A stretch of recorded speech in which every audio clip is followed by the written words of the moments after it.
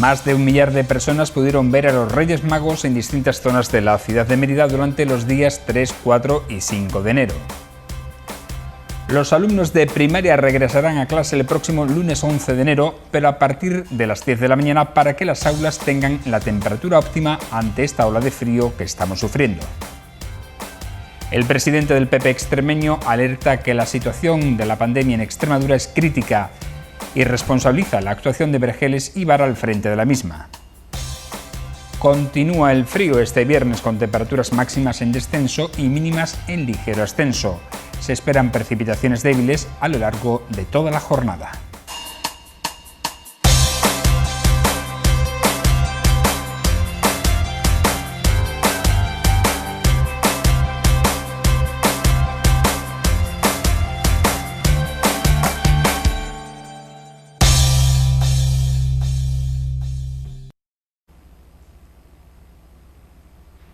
Bienvenidos a esta edición de La Picota, la número 1124 de este jueves 7 de enero, tras el paso de las fiestas navideñas. Comenzamos.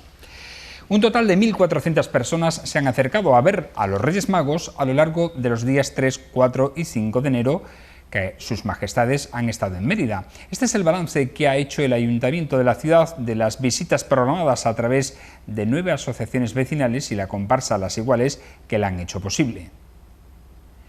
La delegada de festejos ha destacado la ausencia de incidencias y el respeto a todas las medidas higiénicas y sanitarias que estuvieron presentes en los diferentes escenarios en los que permanecieron sus majestades.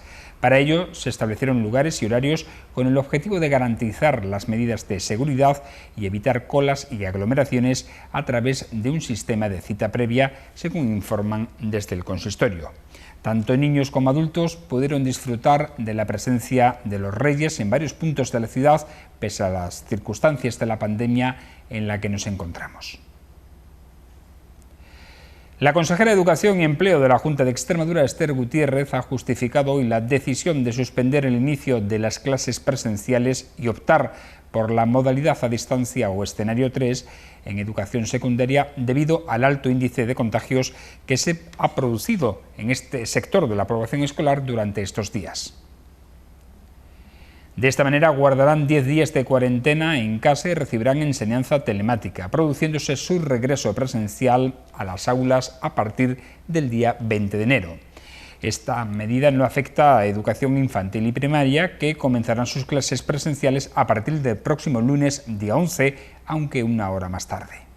Los próximos días 11, 12 y 13 retrasaremos la hora de entrada de los alumnos a las clases a las 10 de la mañana. Pues para alcanzar el confort térmico necesario que requieren los centros después de la ola de frío que termina concretamente el próximo domingo, y más teniendo en cuenta que las aulas están cerradas por el periodo vacacional. Por otra parte, el presidente Guillermo Fernández Vara ha anunciado que este jueves la primera fase de la vacunación contra la COVID-19 en Extremadura y que afecta a personas mayores que viven en residencias concluirá el próximo 17 de enero.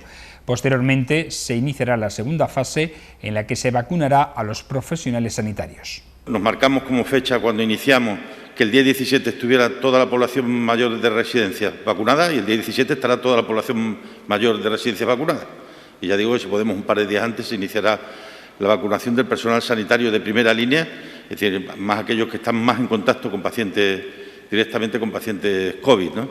Pero ya que hay una segunda vacuna, cuando comprobemos que el lunes que viene efectivamente la nueva remesa, pues yo creo que la vacunación cogerá velocidad de crucero y no habrá ningún... Continuamos con las valoraciones políticas que se han hecho sobre la decisión de cerrar los establecimientos de hostelería y comercio en 16 localidades de la región, tras el aumento del número de positivos en los últimos días. El presidente del PP extremeño, José Antonio Monago, ha alertado este jueves que la situación de la pandemia del coronavirus es crítica en la región y apunta a una falta de control de la misma, tanto del consejero de Sanidad como del presidente de la Junta. Ni Vara ni Vergeles están preparados para hacer frente a esta pandemia. No voy a permitir al gobierno extremeño que le eche la culpa a la gente, porque la culpa no es de los autónomos. La culpa no es de la pequeña y mediana empresa. La culpa no es del señor que tiene una tienda. La culpa no es del señor que tiene un bar. La culpa es de Fernández Vara y del señor Vergeles, que no han tomado las medidas adecuadas en una situación como la actual.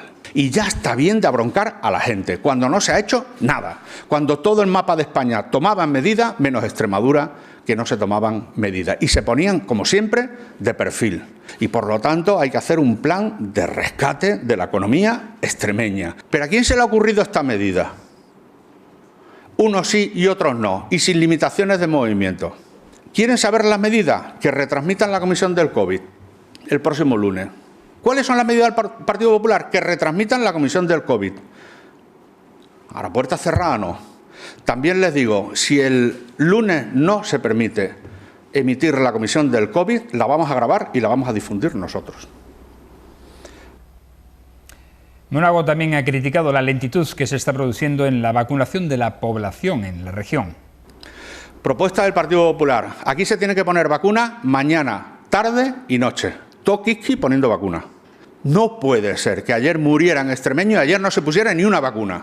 Vacunas mañana, tarde y noche. Toquiski.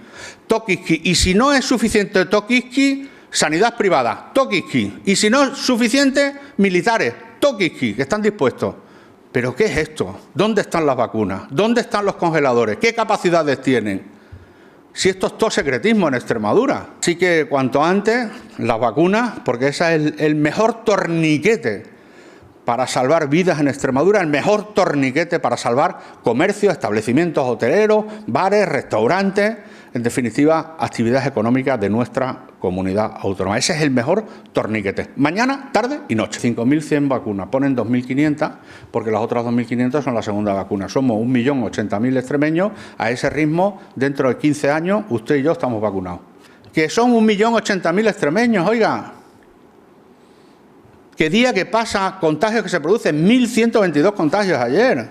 ¿Usted cree que con 2.500 vacunas, 1 millón de extremeños que estamos cuando le llega la vacuna? Pero si no la llega ni a los servicios esenciales, y servicios esenciales son más de 2.500. Y yo me alegro mucho de que alguna comunidad como Asturias haya vacunado ya al 100%, gobernada por el PSOE en este caso. Me alegro. Hay que alegrarse de cuando se hacen las cosas bien.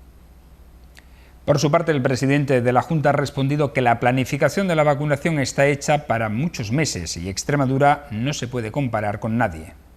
La gente se está contagiando en casa, se está contagiando en establecimientos, en sitios no organizados, en sitios donde no se guardan las distancias, donde no se guardan las mascarillas. Nos estamos contagiando entre nosotros. Tanto nunca he creído mucho en los cierres perimetrales, creo que es mucho más importante los cierres selectivos dentro de las propias ciudades y sobre todo la limitación de horarios y de presencia del número de personas, ¿no? Nos estamos enfrentando con algo con lo que no nos habíamos enfrentado nunca. No tenemos con qué compararnos, ni con quién compararnos siquiera. El frío sigue instalado este viernes en nuestras ciudades, aunque las temperaturas mínimas suben ligeramente, posicionándose en valores negativos en el Valle del Guadiana. Este último día de la jornada laborable de la semana estará nuboso o cubierto con precipitaciones débiles en general, menos probables por el noroeste de la comunidad. Las temperaturas mínimas en ascenso y máximas en descenso. El mercurio marcará un grado negativo durante la madrugada y alcanzará los 7 grados en Mérida, mientras que en Almendralejo se registrarán 1 y 4 grados. Continuarán produciéndose heladas débiles y los vientos serán del noreste. Ayer vimos con estupor que la democracia más consolidada del mundo, la de Estados Unidos, vivió el asalto al sacrosanto templo legislativo de ese país, el Capitolio. Los partidarios del aún presidente Donald Trump han creído a pies juntillas los continuos mensajes sobre el amaño de las elecciones a la presidencia americana sin comprobar prueba fehaciente alguna ni ver prosperar alguna de las 60 demandas judiciales que presentó al respecto. A sus seguidores solo les basta la palabra de su líder, aunque estos mensajes rocen a veces el nivel de pataleta infantil. Quizá por eso calan en parte de su electorado. Tanta ha sido la irresponsabilidad de la primera figura política del mundo que unas decenas de locos se han atrevido a romper el cordón policial y entrar en las oficinas y la Cámara Alta. Este hecho pone de manifiesto que suponen los mensajes extremistas que no han hecho más que polarizar a la población de aquel país. El problema es que se puede hacer un paralelismo a lo que sucede en otros lugares con el nivel de estos mensajes. Estamos viviendo tiempos convulsos y aquellos que nos representan deben medir mucho sus palabras para evitar que se reproduzcan estas situaciones. España no es ajena a este clima de crispación promovido por los discursos extremos a ambos lados del arco ideológico. Y o paramos esta tendencia creciente o veremos cómo en poco tiempo se van a reproducir hechos similares aquí. Quien haya estudiado algo de historia habrá observado que en estos tiempos políticos que vivimos se está produciendo un caldo de cultivo en los mensajes similar al que se dio en los años 30 del siglo pasado, con el triunfo de las ideologías extremas a ambos lados en distintas zonas de Europa. Para evitarlo hay que tener presente la conocida frase de un pueblo sin memoria está condenada a repetir su historia y moderar el contenido de las soflamas políticas. Así que, tomando prestadas las primeras palabras de la Constitución norteamericana, solo nos cabe decir, nosotros, el pueblo, no debemos permitir este tipo de conductas a nuestros líderes. Seamos más consecuentes con nuestros actos de lo que lo son ellos. Buenas noches.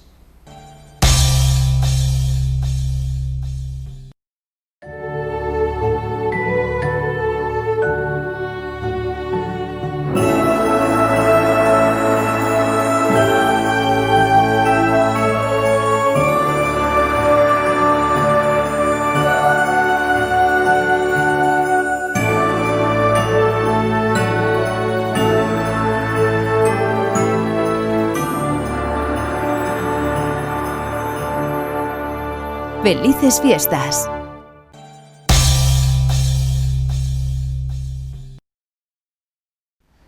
Pues en esta segunda parte de La Picota, la de análisis, hablaremos precisamente de lo que sucedió ayer también en la jornada de asalto al Capitolio en Estados Unidos. Antes nos quedaremos un poco más cerca porque estaremos hablando de Extremadura y también de la vacuna y de la Pascua militar, si nos da tiempo a todo ello. Vamos a saludar a quienes nos van a acompañar en este análisis. Hoy están con nosotros. Juan Viera, ¿cómo estás? Buenas noches. ¿Qué tal, por cierto, todo este periodo que llevamos sin vernos? Bueno, pues nada, bien, haciendo una vida ordinaria, intentando estar lo más lejos posible del mal que nos afecta actualmente, la pandemia, y trabajando y preocupándome por las cuestiones relacionadas con los movimientos sociales y dando la batalla en aquellas cosas que consideramos importantes en estos momentos, ¿no? Que no se pueden dejar atrás a pesar de esta pandemia. Indudablemente. Luis Manuel Tobaja, ¿cómo estás? Buenas noches, ¿qué tal? Buenas noches. ¿Cómo te ha ido la vida en esta pandemia, que no nos vemos desde marzo? Pues desde luego, muy calmado, muy tranquilo, mucho tiempo en casa y bueno, haciendo lo que se puede en el trabajo, pues afortunadamente con más o menos normalidad y en la familia, pues bueno, haciendo lo que se puede, viéndonos lo menos que se puede. Bueno, han pasado las Navidades ya, se acabaron las Navidades y ahora estaremos muy atentos a lo que sucede durante estas próximas semanas porque el número de contagios en Extremadura es muy elevado. Precisamente a consecuencia de este número alto de contagios, pues se decretaron el cierre durante una semana, como sabéis, de los establecimientos de hostelería y de comercio en 16 localidades de la región. Indignación y resignación han sido las palabras expresadas por las asociaciones que representan a estos sectores económicos en la región. Una situación que supone, dicen, la puntilla para el sector y que a su juicio se podría haber evitado si se hubieran controlado más en otros ámbitos. En opinión de sus representantes, la Junta de Extremadura se equivoca y alertan de las graves repercusiones que tendrán esta decisión para el pequeño comercio en el inicio precisamente del periodo de rebajas. ¿Qué opináis de estas medidas que se han adoptado en esas 16 localidades, de las que de momento se salva la capital extremeña, la capital autonómica? Digo de momento porque no llega o no supera los 500 casos por cada 100.000 habitantes en la tasa a 14 días, tasa de incidencia a 14 días, pero ojo, que al ser la única ciudad que va a permanecer abierta, veremos la invasión de las personas que vienen a la actividad comercial de las rebajas durante estos días y cómo se traduce eso en contagios. Luisma. Pues lo que has dicho, con resignación por una parte y con preocupación por por otra. Es complicado, es complicado. A mí me da la impresión de que desde marzo o antes estamos siempre a expensas de lo que el virus quiere hacer de nosotros y no al revés, que yo no recuerdo ningún momento en el que nos hayamos adelantado a la pandemia y hayamos tomado medidas en el momento justo que sirviesen sobre todo para prevenir y no para tener que contener como estamos haciendo en estos momentos. Y bueno, cabía dentro de lo previsible que antes de Navidades, pues entre unas fiestas y otras, empezando por el Black Friday, pues obviamente hubiese un exceso de contactos y por lo tanto un previsible número de casos. Lo que pasa que es verdad que se ha desmadrado un poco. Eso por un lado. Luego por otro lado, yo durante todo este tiempo me vengo preguntando cosas a las que no encuentro respuesta. Por un lado, ¿cómo puede ser que sigamos siendo tan inconscientes los extremeñitos de a pie y ponernos en riesgo y poner en riesgo a nuestra familia? Y luego, por otro lado, también a mí me faltan datos, me faltan muchos datos. Por ejemplo, quizás no sea tan importante cuántos nos estamos contagiando, sino dónde y de qué manera. Es decir, yo no estoy tan seguro que cerrar comercio sirva para prevenir todos los contagios que hay. Y ese dato falta. A mí me gustaría que dijesen, bueno, pues de todos los datos, de todos los contagios que se han producido en la región, tantos han sido en comercio y por lo tanto tenemos que cerrarlo. Perfecto. Pero yo no sé si eso es así. Y no sé si alguien lo sabe. Es decir, no sé si alguien se ha puesto a medir dónde se producen los contagios. Luego siempre tenemos efectos rebotes. Es decir, si cerramos los bares y permitimos que haya fiestas en casas particulares o en naves que se alquilan o en la calle, como ha ocurrido cuando han cerrado de 6 a 8, ¿qué estamos consiguiendo? Además de arruinar a los pobres empresarios. No lo sé, no lo sé. Juan, tengo dudas. ¿Qué opinas? Yo creo que una vez que la cosa tiene la extensión que tiene, cualquier medida que se tome, y en este caso deben ser medidas fuertes, crean problemas a sectores económicos de una manera u otra, ¿no? Yo creo que la cuestión, como decía Luis Manuel, comienza con la prevención, pero la prevención desde atrás, porque no ya en Extremadura, sino a nivel general, aquí en este país pues se han producido unas políticas sanitarias, recortes de personal sanitario y no personal sanitario, recortes de camas hospitalarias, etcétera, etcétera. Entonces nos han situado con una capacidad sanitaria para dar respuesta a un problema con muy poca capacidad. Ya lo vimos en el tema de las mascarillas, en el tema de los aparatos de respiración, etcétera, etcétera, ¿no? Que hubo que salir al mercado exterior a comprarlo porque aquí no se tomaban medidas que se podrían haber tomado para dotar a los centros sanitarios y dotar al personal de la protección suficiente contra el virus, ¿no? Sin embargo, como no había capacidad de reacción, hubo que salir al mercado y siempre con problemas. Y siempre, como se comentaba, vamos detrás de los sucesos. Y así, de esta manera, pues no hay forma, ¿no? A mí me hace gracia cuando se habla de que hay que buscar, creo que lo decían los representantes institucionales, que hay que buscar el equilibrio entre la salud y la economía. Y la pregunta que nos hacemos muchas personas es ¿a qué se refiere cuando hablamos de salud? ¿El mismo tipo de salud que hasta ahora? ¿El mismo tipo de economía que hasta ahora? Vamos a volver otra vez a una economía con el número de desempleados que hay, con los cortes de luz, con los cortes de agua, etcétera, etcétera. En definitiva, que la prevención se debería de haber organizado desde hace ya mucho tiempo, una política sanitaria, una política de servicios públicos adecuada y no lo que ha pasado cuando ha venido la pandemia. Ahora, tomar medidas, pues indudablemente hay que tomar medidas duras para frenar la extensión que ha tomado esta pandemia. Y eso crea problemas porque afecta a sectores económicos, daña la economía, sobre todo de los comercios, los trabajadores autónomos, de los sectores más débiles y de las clases trabajadoras, claro, que se quedan en paro y no tienen dónde trabajar, ¿no? Entonces, actualmente, ¿qué política se puede seguir para hacer frente a eso? Pues indudablemente hay que realizar inversiones de carácter social en lo que estamos hablando y apoyar al pequeño comercio pues con la deuda. Ahora va a venir un montón de dinero de Europa que dicen que va a venir. Ya hay una serie de grandes empresas preparadas para llevarse ese dinero. Bueno, pues atender al pequeño comercio, atender a los trabajadores autónomos, apoyarlos, financiarlos, que de alguna manera son los que cubren la economía en este país y al menos en Extremadura, y los que crean más del 80% del empleo en Extremadura. Creo que son las medidas que hay que tomar, pero no, yo no estoy seguro que se vayan a tomar esas medidas.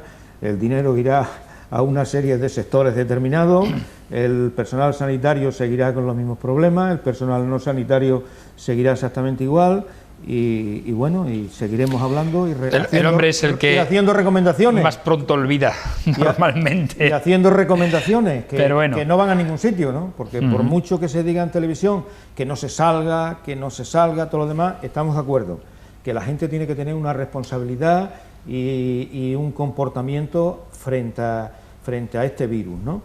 Pero junto a ese llamamiento y a esa responsabilidad también son necesarias medidas, ¿no?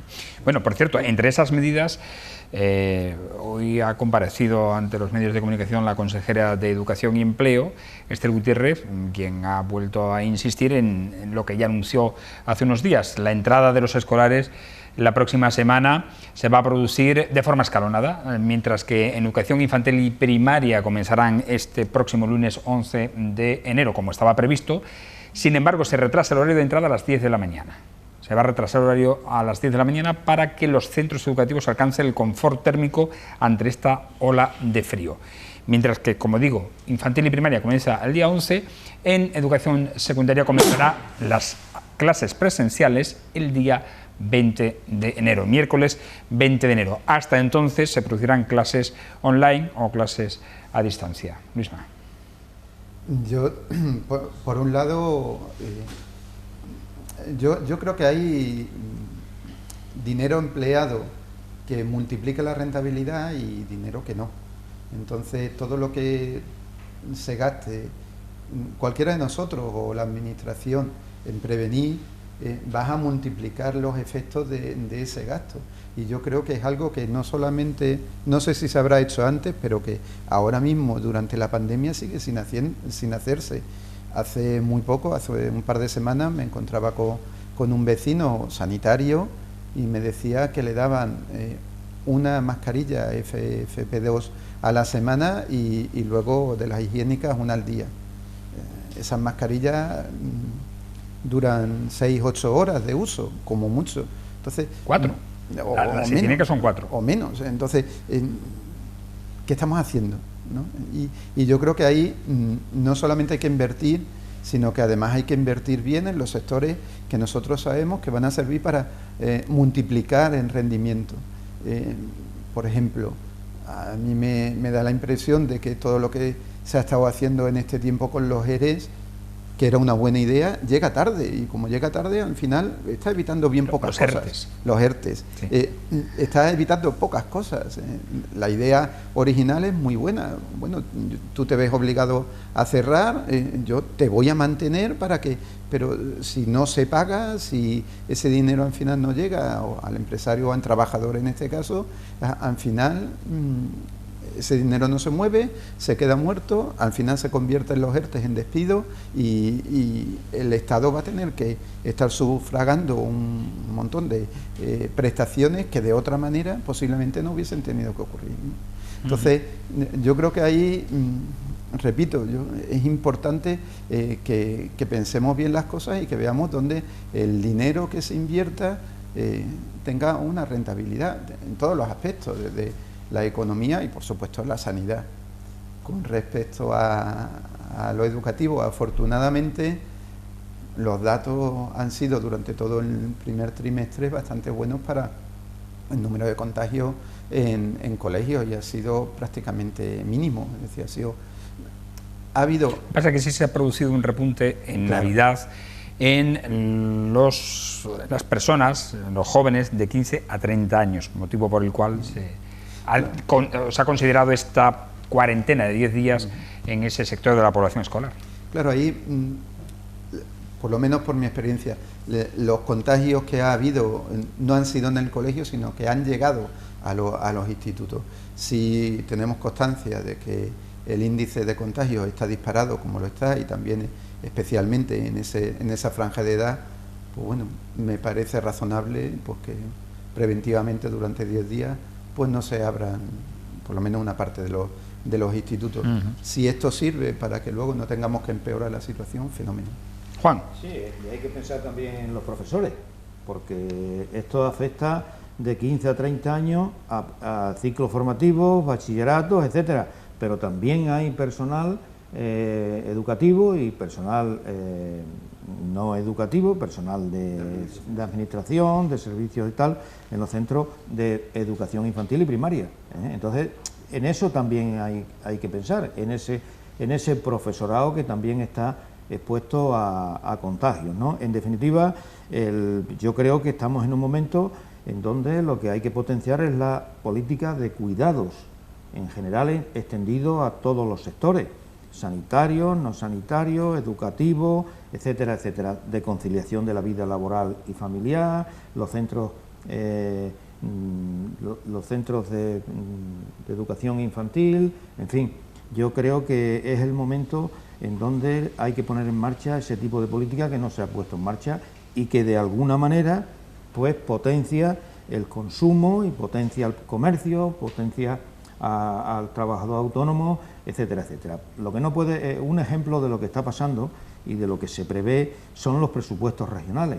En los presupuestos regionales de la comunidad autónoma pues se recortan las políticas sociales, por mucho que se diga. Las políticas de empleo se disminuyen, en políticas de empleo social. Se disminuyen los presupuestos de empleo, los presupuestos destinados a las rentas básicas de inserción, etcétera, etcétera.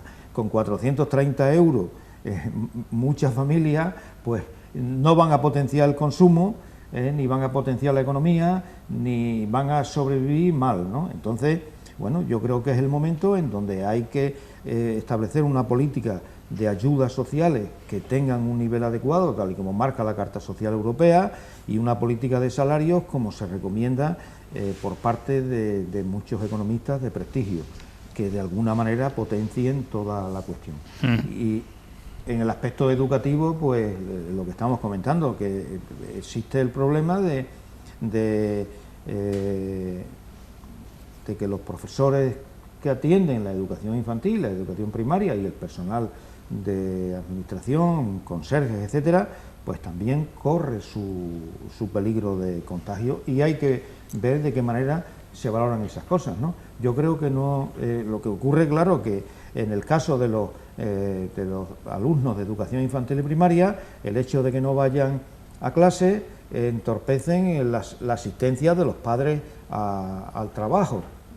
La conciliación familiar. Sí, o sea que existen una serie de problemas ahí que hay que resolver, ¿no? Pero hay que pensar también en los profesores de primaria y de educación infantil. Bueno, pasamos a otro tema rápido porque nos queda poco tiempo. No sé si visteis ayer el mensaje de la Pascua Militar del Rey, en el que lanzó un mensaje en defensa de la Constitución, en el que señalaba como el camino libre y democráticamente decidido por el pueblo español. Así lo manifestó en este discurso pronunciado, como decimos, en la celebración de la Pascua Militar ayer en el Palacio Real. Su primer acto público tras el discurso de Navidad, y que se celebra pues a pocos días después de que haya salido a la luz la fotografía de su padre en Abu Dhabi. El acto, que se considera el inicio del año castrense, se celebra en plena polémica por las manifestaciones antidemocráticas de algunos militares retirados que incluso enviaron misivas al jefe del Estado alertando contra el gobierno y el peligro que decían corre España. Juan. Bueno, yo creo que, extendiéndome también al discurso de Navidad del Rey, es un discurso hipócrita y con un cinismo muy importante, ¿no? En el sentido de que todo lo que se habla de valores, principios constitucionales, etcétera, etcétera, pues precisamente en él, que es una persona nombrada directamente a través de una dictadura, pues no es la persona más adecuada en la cuestión esa de hablar de ese tipo de valores constitucionales, etcétera, etcétera. Y por otro lado, el hecho de que no ha dicho nada frente a unos comportamientos extremistas de una serie de militares que pueden ser nostálgicos en cuanto están jubilados, pero que hay una influencia muy importante en el ejército de esas ideas. Y no ha habido reacción ni por parte del rey, del jefe del Estado, ni por parte de la ministra de Defensa, sino que bueno, eso se deja ahí y sin embargo estamos viendo lo que ha pasado en Estados Unidos, cómo el fascismo se envalentona y llega a un momento en que da un golpe de Estado o intenta dar un golpe de Estado, ¿no? Entonces yo creo que son discursos en donde es dar una homilía, pontificar sobre la Constitución, sobre los valores y sobre una serie de cosas en las cuales no se creen absolutamente nada, porque respecto al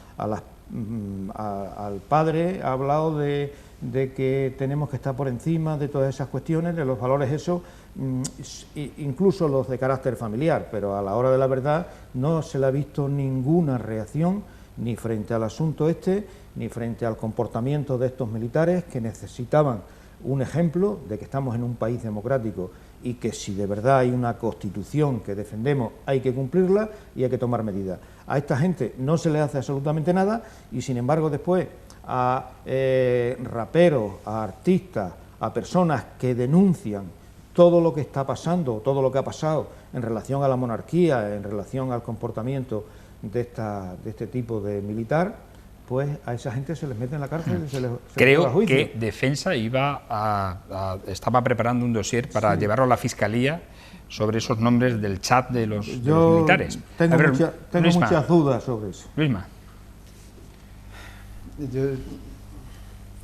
Yo creo que la Constitución se va empañando en la medida en la que precisamente los valores que la sustentan no se tienen en cuenta a todos los niveles, desde en ciudadanos de a pie hasta la más alta institución que tenemos en España.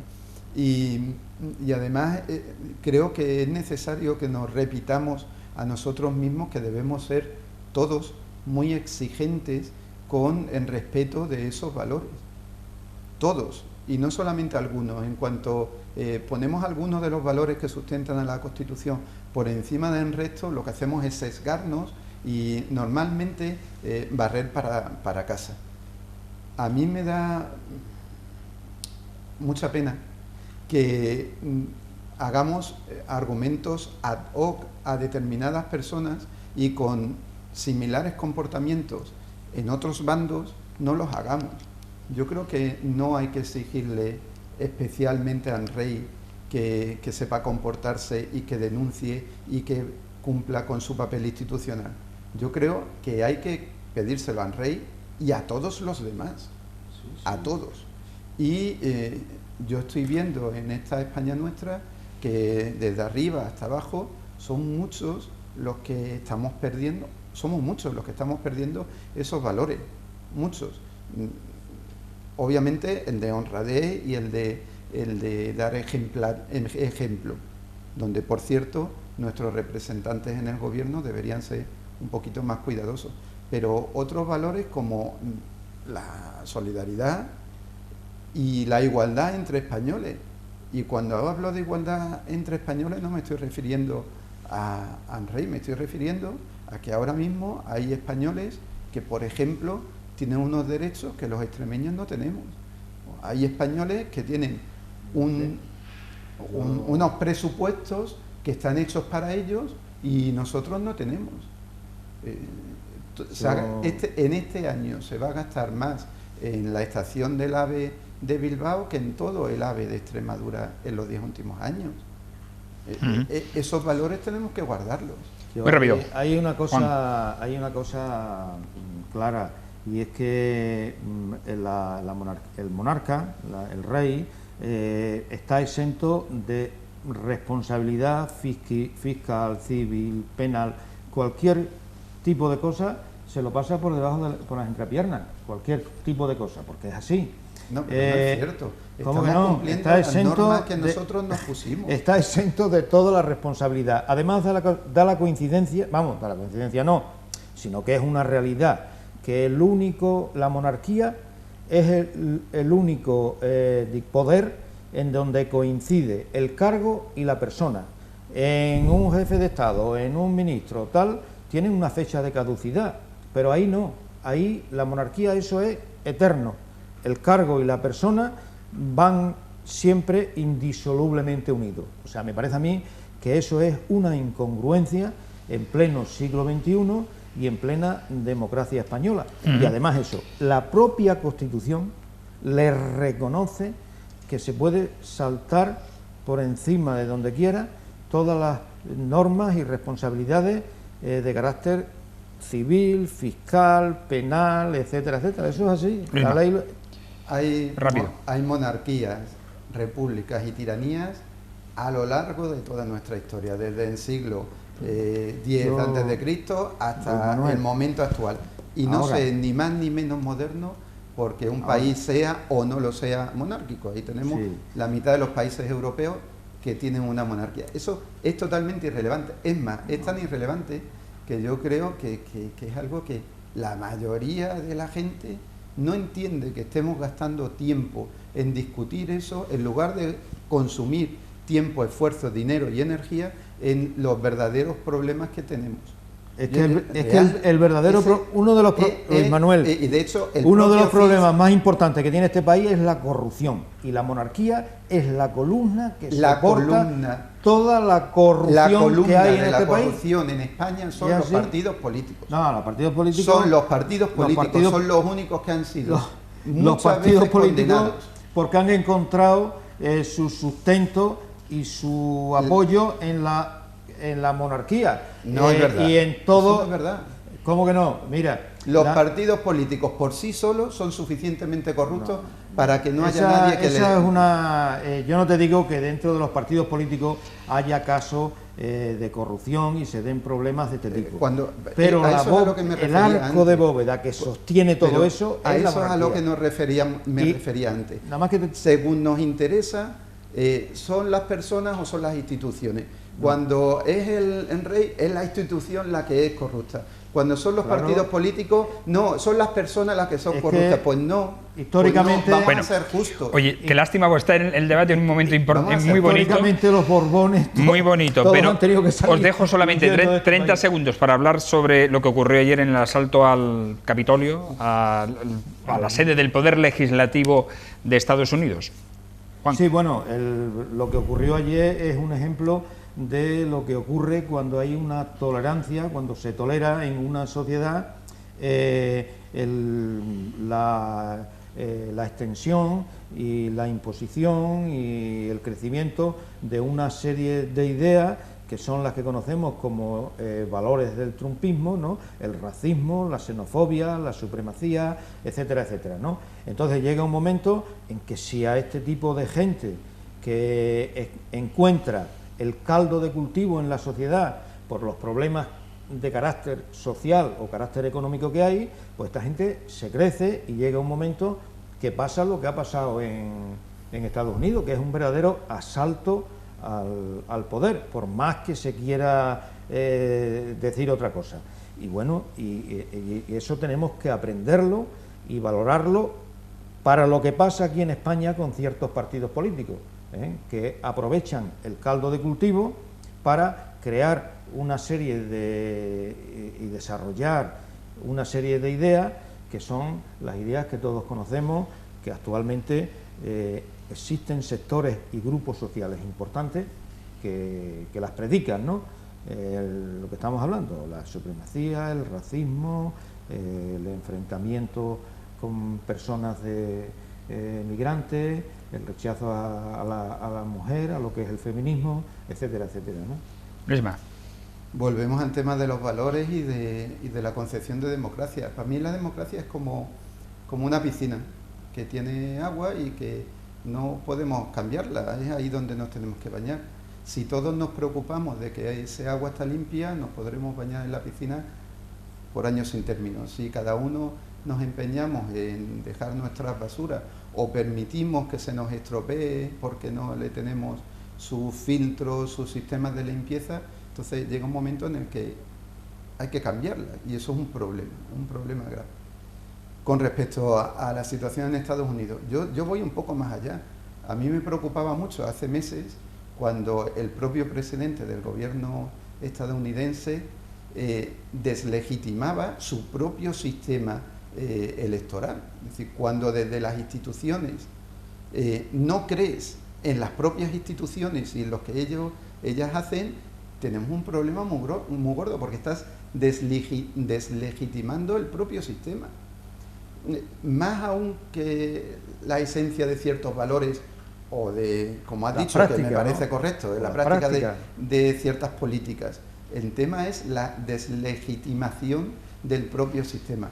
Y es algo que, por ejemplo, en España se nos ha dado hace muy poquito, pienso de nuevo en Cataluña, y yo no sé hasta qué punto se sigue dando por parte de los dos partidos que están en el gobierno.